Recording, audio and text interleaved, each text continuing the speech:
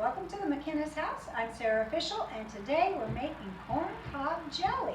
And if you've never made corn cob jelly, well, it's made from the cob after you've harvested the field corn and you've shelled all the corn off and prepared it for grinding for cornmeal.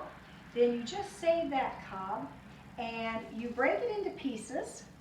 And you can see in this basket here that I've had the kids breaking lots of corn cobs into pieces so that I can boil them. And you want to boil them about 30 minutes and then take that juice, about 3 cups of that juice off, and add your sugar and your pectin to make a corn cob jelly. Now if you want to add a little bit of extra flavor to it, you can cut up a Granny Smith apple into it and make it more like a jam. Now, I did make my pectin ahead of time. Now, you make the pectin by cooking Granny Smith apples for about 45 minutes or until they are down to almost an applesauce. Then you're going to grind them out to get all the peel off of them, and then you're going to put them back on and cook them a little bit more, because you need your homemade pectin in order to thicken up your jellies and your jams. So you'll see over here on the stove that I have been cooking the corn cobs. They're boiling, and I've already poured off 3 cups of the broth, and I put them into another pan, and I am making sure it's really hot. And I did add a few apples to make it more jam-like today.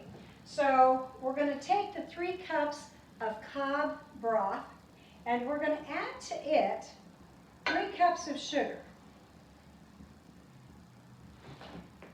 We're going to stir that around.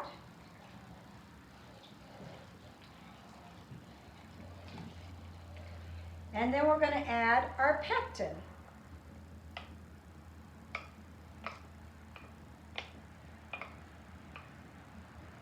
And stir that up really well. And then it's going to go back on the stove. And we need this to boil for about 10 more minutes.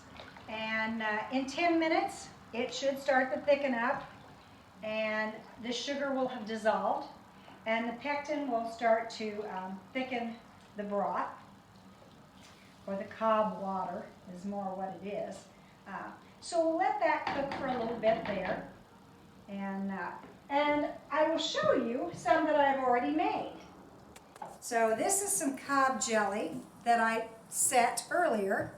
You can see it's almost golden, and it will be extra good to put on our cornbread. So I've got some cornbread here. I'm just going to slice this in half and put a little bit of jelly on there.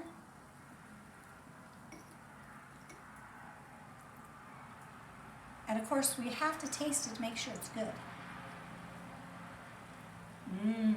Just right. Join us for some corn cob jelly. And after that, I'm going to be processing later on some of my pumpkins, because we've also harvested the pumpkins. And I want to make some pumpkin pies. So join me next time for making pumpkin pie.